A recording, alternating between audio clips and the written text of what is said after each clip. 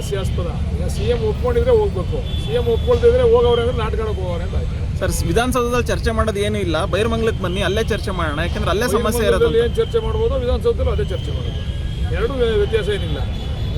ನಿಮ್ಮ ಉದ್ದೇಶ ಏನಂತಂದರೆ ಗಲಾಟೆ ಆಗಬೇಕು, ತರಲೆ ಆಗಬೇಕು, ಅದು ಕೆಟ್ಟ ಹೆಸರು ಬರಬೇಕು DK ಶಿವಕುಮಾರ್ಗೆ ಅಂತಕ್ಕಂಥ ಉದ್ದೇಶ ಇಟ್ಕೊಂಡು ನೀವು ಹೋದರೆ, ಈಗ ಪಂಥಾಹ್ವಾನವನ್ನು ನಾವು ಸ್ವೀಕಾರ ಮಾಡಿ ಅಲ್ಲಿ ಬರ್ತೀವಿ ಅಂದಾಗ ಇವ್ರು ಹೋಗ್ಬೇಕೇ ವಿನ ಇವ್ರು ಹೋಗವ್ರೆ ಯಾರು ಅವ್ರು ಬರಲ್ಲ ಅಂದ್ರೆ ಹೋಗವ್ರೆ ಅಂದ್ರೆ ನಾಟಕ ಅಲ್ವಾ ಅದು, ನಾಟಕೀಯ ಅಲ್ವಾ ಅದು.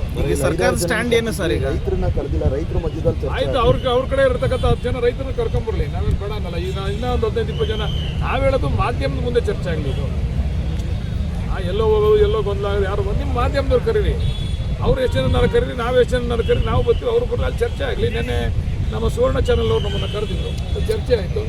ಚರ್ಚೆ ಆದಾಗ ಅವ್ರಿಗೂ ಕೂಡ ಮನವರಿಕೆ ಆಯಿತು. ಇದು ಯಾರ್ಯಾರು ಇದರಿಂದ ಬಾಲಿಶವಾದಂಥ ತೀರ್ಮಾನಗಳನ್ನ ತೊಗೊಂಡವ್ರೆ ಏನು ಅಂತೇಳಿ ಅವರು ಕೂಡ ಅದನ್ನು ಸಾಧಕ ಬಾಧಕನ ಅವ್ರಿಗೂ ಕೂಡ ಮನವರಿಕೆ ಆಯಿತು. ಅವರು ಈಗ ಚರ್ಚೆ ಎಲ್ಲೇ ಆದರೂ ಹೇಗೆ ಆದರೂ ಒಂದು ಚರ್ಚೆ ಆಗುತ್ತೆ ಬಹಿರಂಗವಾಗಿ ಅಂತ ಜನ ಕುತೂಹಲದಿಂದ ಕಾಯ್ತಾ ಇದ್ದಾರೆ. ಬಹಿರಂಗ ಚರ್ಚೆಗೆ ಅವಕಾಶ ಕೊಡೋಕ್ಕಾಗಲ್ಲ ಸರ್. ಈಗ ನಾವು ಬೇಕಾದ್ರೆ ಬಹಿರಂಗ ಚರ್ಚೆ ಮಾಡ್ಬೋದು, ಅವ್ರುಗಳ ಲೀಡರ್ಗಳು ಬಂದಾಗ ಕಾರ್ಯಕರ್ತರು ಗುಂಪು ಸೇರ್ತಾರೆ. ಜಾರ್ಕೊಳ್ಳೋಂಥ ಪ್ರಯತ್ನ ಒಟ್ಟಿನಲ್ಲಿ ಆಗ್ತಾ ಇದೆ, ಯಾಕಂದ್ರೆ ಆಗ್ಬೋದು, ಅದು ಅವ್ರವ್ರು ಅನ್ಕೊಂಡ್ರೆ ಅದು ಏನು ಮಾಡೋಕ್ಕಾಗಲ್ಲ. ಸರ್, ಈಗ ಸ್ಟ್ಯಾಂಡ್ ಏನು ಸರ್? ಈಗ ಸ್ಟ್ಯಾಂಡ್ ಏನು?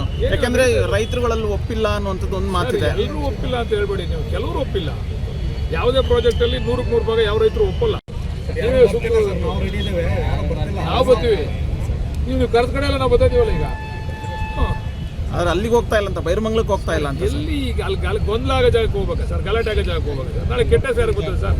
ಸರ್ಕಾರಕ್ಕೆ ಕೆಟ್ಟ ಹೆಸರು, ನಾಳೆ ಏನೋ ಗಲಾಟೆ ಆಯ್ತು, ಯಾವನೋ ಒಬ್ಬ ಬೇಕು ಅಂತ ಕಲ್ಲು ಹೊಡಿದ ಹಿಂದೆ ನಿಂತ್ಕೊಂಡು ಯಾರಿಗೂ ಏಟ್ ಬೀಳ್ತದೆ, ಏನೋ ಗಲಾಟೆ ಆಯ್ತದೆ, ಆವಾಗ ಇಲ್ಲೇನೋ ಲಾ ಆ್ಯಂಡ್ ಆರ್ಡರ್ ಪ್ರಾಬ್ಲಮ್ ಆಯಿತು, DK ಶಿವಕುಮಾರ್ ಅವರು ಲಾ ಆ್ಯಂಡ್ ಆರ್ಡರ್ನ ಸರಿಯಾಗಿ ಮೇಂಟೈನ್ ಮಾಡೋಕ್ಕಾಗಿಲ್ಲ ಅಂತ.